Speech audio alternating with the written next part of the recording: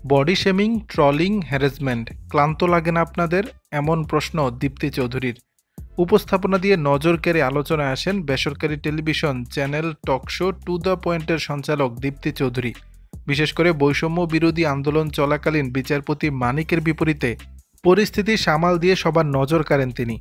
এরপর সরাসরি নায়িকা হওয়ার প্রস্তাব পান এই উপস্থাপিকা, কিন্তু সেই প্রস্তাবে সায় না দিয়ে নিজের উপস্থাপনা নিয়েই ব্যস্ত সময় পার করেন দীপ্তি। নতুন একটি অনুষ্ঠানের সঞ্চালনার দায়িত্ব নেন তিনি। তবে এরই মধ্যে খ্যাতির বিড়ম্বনায় পড়তে হচ্ছে দীপ্তিকে।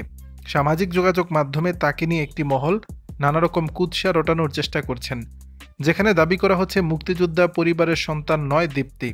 মূলত টু দ্য পয়েন্ট টকশোতে বিচারপতি মানিকের এক মন্তব্যের জবাবে নিজেকে মুক্তিযোদ্ধার সন্তান বলে দাবি করেন এই উপস্থাপিকা, যে দাবিকে মিথ্যা প্রমাণের চেষ্টা করা হচ্ছে। একই সঙ্গে দীপ্তির মুক্তিযোদ্ধা বাবার পরিচয়ও জানতে চাওয়া হচ্ছে।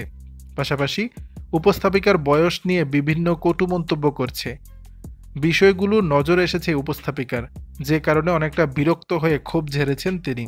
শুক্রবার নিজের ফেসবুক ফ্যান পেজে দেওয়া একটি স্ট্যাটাসে দীপ্তি লিখেছেন, body shaming, trolling, political harassment, আরও কত কিছু, একটার পর একটা। ক্লান্ত লাগে না আপনাদের? একবারও বুক কাঁপে না শুধুমাত্র রাজনৈতিক জেদ থেকে এমন মিথ্যাচার করতে? আমার নিরপেক্ষতা আপনাদের জন্য সুফল বয়ে আনলো না বলে এত কিছু করতে হবে? একবার ভেবে দেখবেন।